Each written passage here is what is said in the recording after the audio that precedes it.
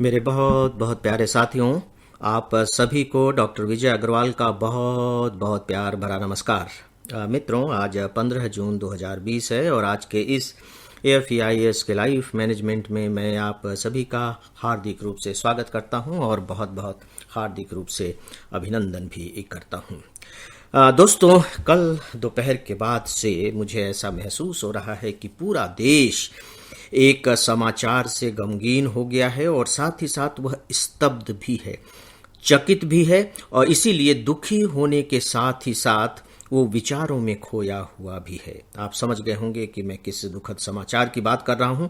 दोस्तों, यह दुखद समाचार सुशांत सिंह राजपूत द्वारा की गई आत्महत्या का समाचार है।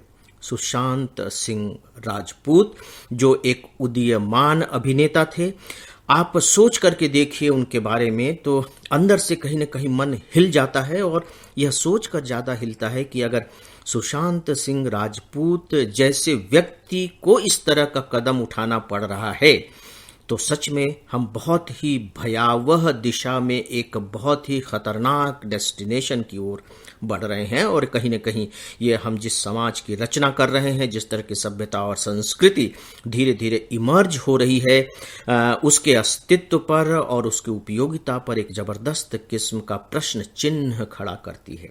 सुशांत सिंह राजपूत, सोच कर देखें, जो पढ़ने में इतने ब्रिलियंट स्टूडेंट रहे हैं, फिल्म जगत में भी जिन्हें इतनी अच्छी सफलता मिली है, जिनकी सामाजिक प्रतिष्ठा है, प्रोफेशनली भी जो एस्टैब्लिश्ड हैं, ऑलमोस्ट युवा हैं, 34 इयर्स की एज कोई एज नहीं होती है, पारिवारिक पृष्ठभूमि बहुत अच्छी है। अगर उस तरह का युवा इस तरह के कदम उठाने के लिए अगर बाध्य है, मजबूर है, तो सच में कहीं ना कहीं यह बात अंदर से हम सबको हिला देती है। तो दोस्तों, सबसे पहले तो मैं सुशांत सिंह राजपूत के प्रति आप सभी अपने प्रिय श्रोताओं की ओर से, एकेडमी की अपनी पूरी टीम की ओर से, मैडम प्रीति अग्रवाल की ओर से और अपनी ओर से श्रद्धांजलि अर्पित करता हूं और ईश्वर से प्रार्थना करता हूं कि ईश्वर उनकी आत्मा को शांति प्रदान करे और साथ ही साथ उनके परिवारजनों को यह दुख सहन करने की शक्ति दे, क्योंकि यह जो दुख है यह ऑलमोस्ट असहनीय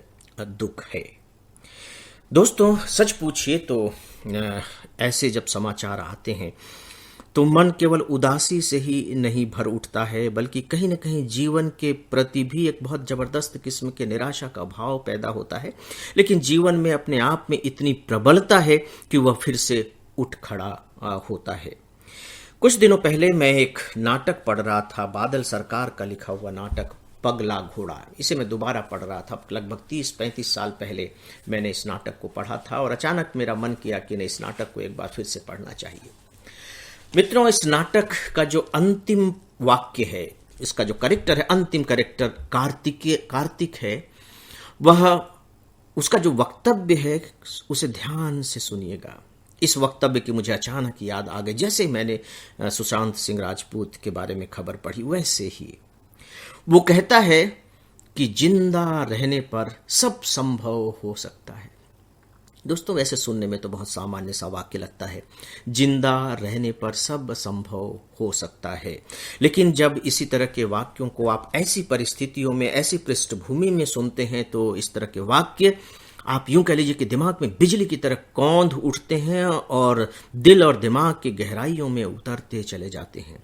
जिंदा रहने पर सब संभव है।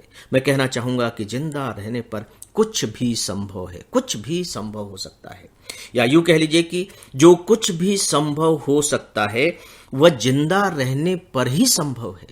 अदरवाइज तो सब कुछ खत्म, सब कुछ शून्य। तो आप देखिए कि जो भौतिक जगत है, वो भौतिक जगत की जो सीमाएं हैं वो कितनी सीमित है, कितनी सीमित है।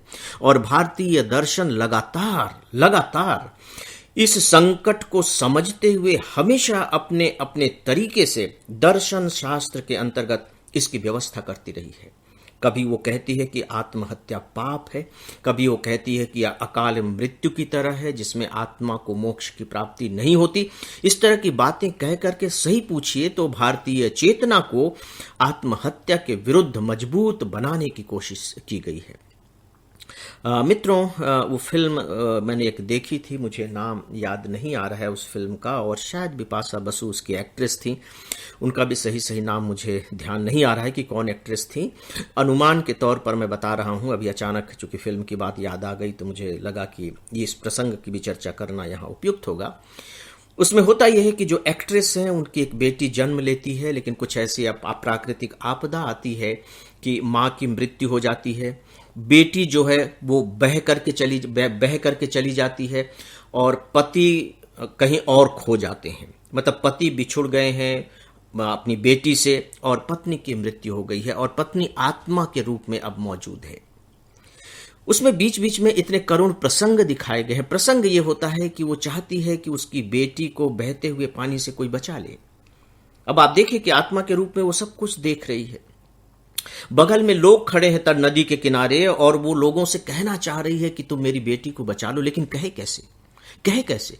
क्योंकि जो कहने वाला जो शरीर है, जो भौतिक शरीर है, वो उसके पास से गायब हो चुका है।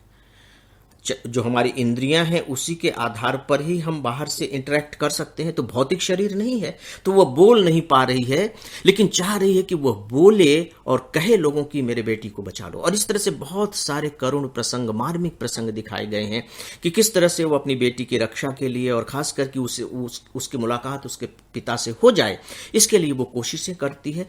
लेकिन ठीक है, धीरे धीरे उसकी कोशिश सफल हो जाती है, क्योंकि वो बोल नहीं पा रही है, वो कर्मेंद्रियों से तो काम नहीं ले पा रही है, लेकिन उसके पास कुछ दूसरी तरह के पावर्स हैं जिसके माध्यम से वो इस तरह की व्यवस्थाएं कर लेती है कि अंततः पिता और पुत्री की मुलाकात हो जाती है। तो उसकी जो सबसे खूबसूरत जो बात थी वो ये थी कि जैसे ही वो भौतिक शरीर से अलग हो जाती है, वैसे ही कितनी निरीह हो जाती है। और भौतिक शरीर से अलग होने का मतलब है मृत्यु को प्राप्त करना। दोस्तों, मुझे लगता है कि हम सबको इस पर बहुत गंभीरता से विचार करना चाहिए, और इस वाक्य को अपने दिमाग की बहुत गहराइयों में सुनहरे अक्षरों में बिठा करके रख लेना चाहिए। जो मैंने आपसे कहा, बादल सरकार के नाटक का अंतिम डायलॉग है, जिंदा रहने पर सब संभव हो सकता है, भविष्य कभी मरता ही नहीं। हम जो कुछ भी पाना चाहते हैं, जो कुछ भी करना चाहते हैं, जिस तरह की जिंदगी जीना चाहते हैं, वो सब तभी संभव है जब हमारा जीवन बचा रहेगा। अभी तो जो हमें पहाड़ सा जीवन दिखाई दे रहा है, या जो समस्याओं के पहाड़ दिखाई दे रहे हैं, इनफैक्ट वो पहाड़ नहीं है, हमारे विचारों ने उन्हें पहाड़ में कन्वर्ट कर दिया है। समस्याएं हैं, मैं ये नहीं कह रहा हूं कि समस्याएं नहीं हैं, वो होती हैं, लेकिन उतनी बड़ी नहीं होती कि हम उसे लांघ न सकें।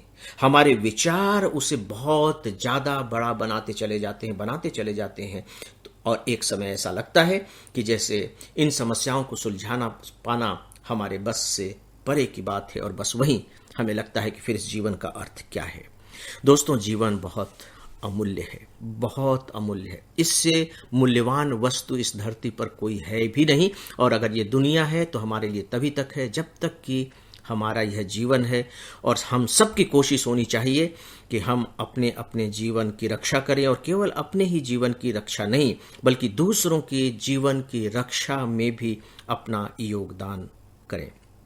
तो दोस्तों, अंत में एक बार फिर मैं आप सभी की ओर से और अपनी पूरी टीम की ओर से सुशांत राजपूत को श्रद्धांजलि अर्पित करता हूं। नमस्कार।